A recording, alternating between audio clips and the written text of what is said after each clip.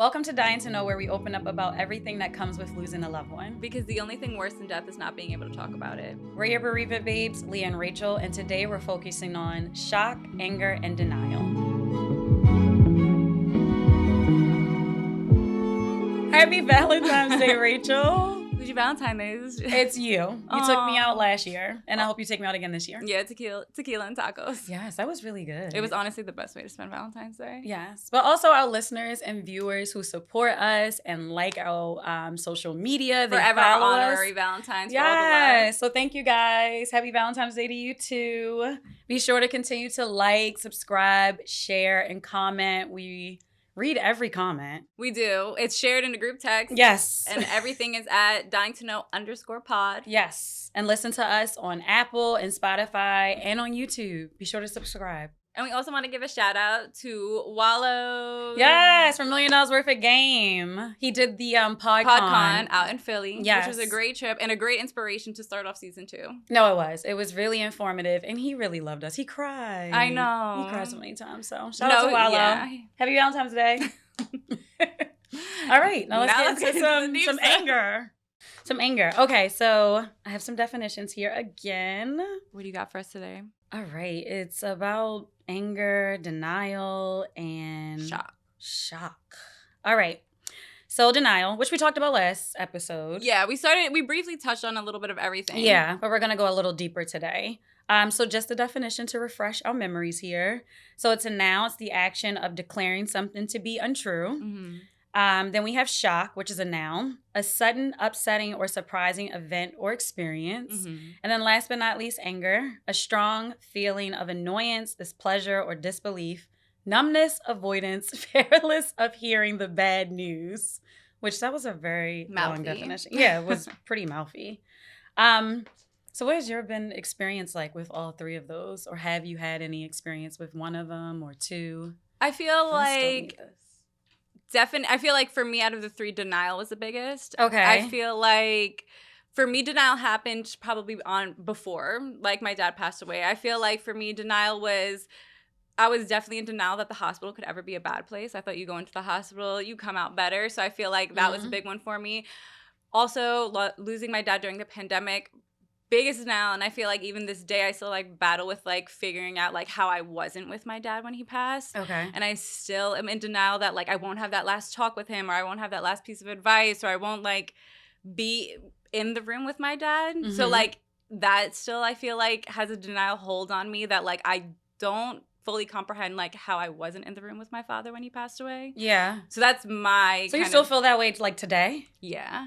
Really? I feel what I would give to have that last piece of advice or I love you, I just don't get how we spent our whole life as a unit of 6 and we were not all there at one place.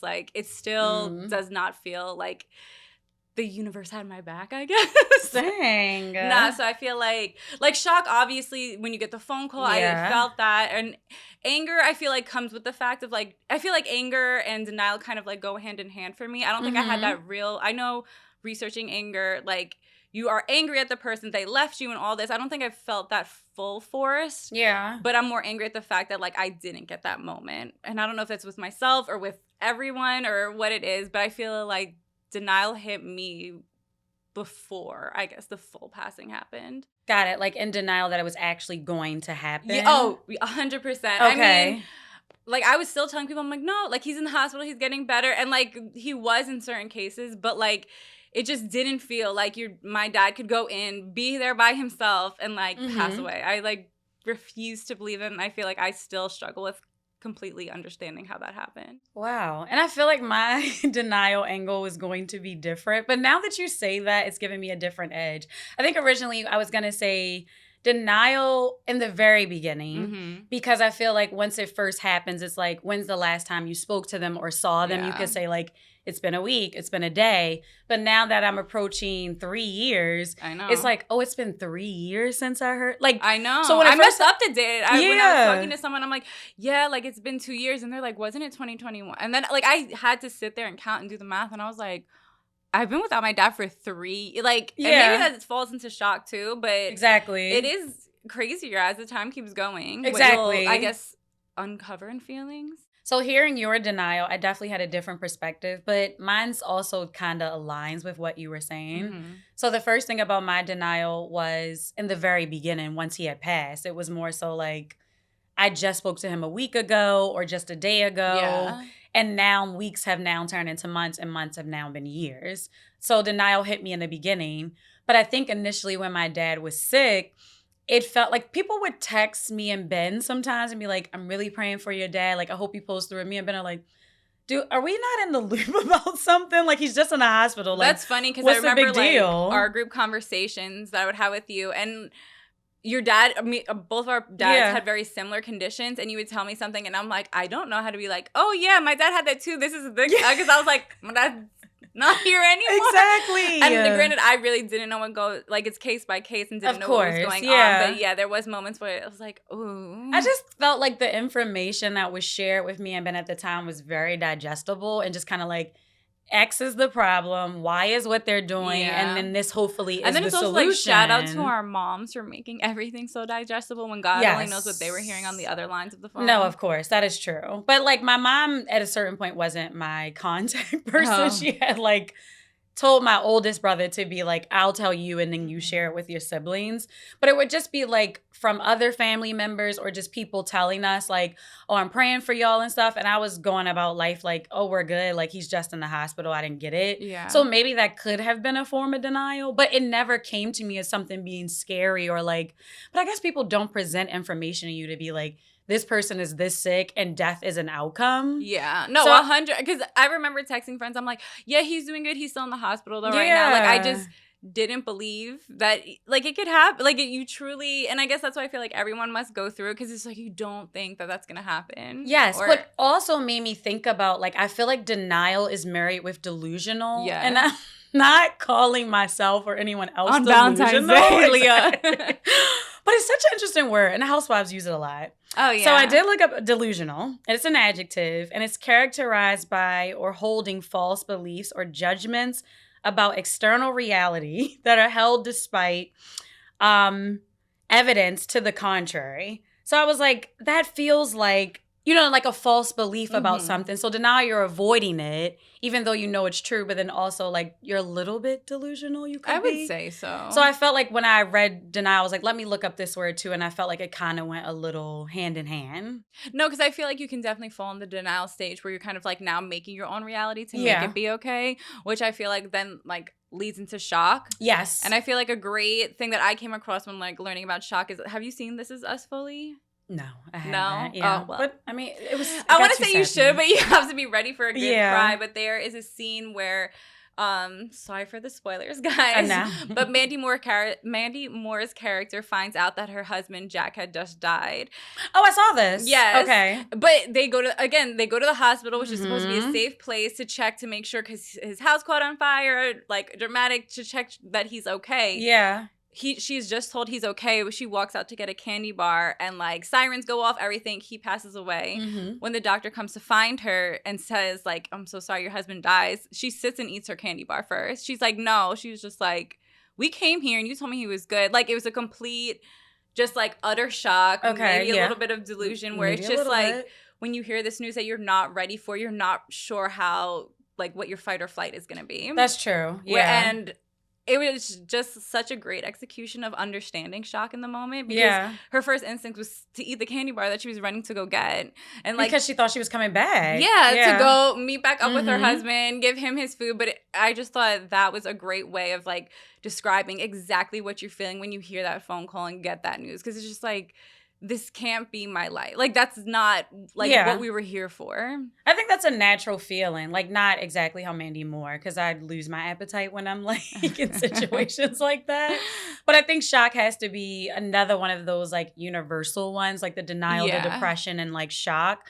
I feel like, because you're getting news where you're like, what? Like, this isn't the reality I walked into. Exactly. Or not the one I was expecting. Like how you said, I was just talking to him yesterday. Exactly. Like, just the night before, we had just FaceTime. So, like, what are you saying? So, it's hard for your brain to process. Or even, like, for me, pictures. Like, yeah. But I think, like, death in general, it's the finale of it all. Like, it is the end of. It's something that, like, I'll never hear this again. I'll never see. I'll never whatever. And, like, that to you, you really have to process that. That's nothing you can just take in one bite, you know? I also think it's very scary that it's a problem you can't fix. Yeah. And I feel like, I mean, I don't know if everyone, but it was just like a run through of like, what did I do wrong that I didn't make this problem? Like, not be fixable, or like what can I like you do I feel like have your moments where I'm like, how can I resolve this, because there's no way someone can just be out like that without my permission. Exactly. There's no solution. Like, that is the solution. It just is what it is, and you just have to learn to accept it and live without them. And I feel like once you realize that that's a solution, that is like when you're like, okay, this is very shocking.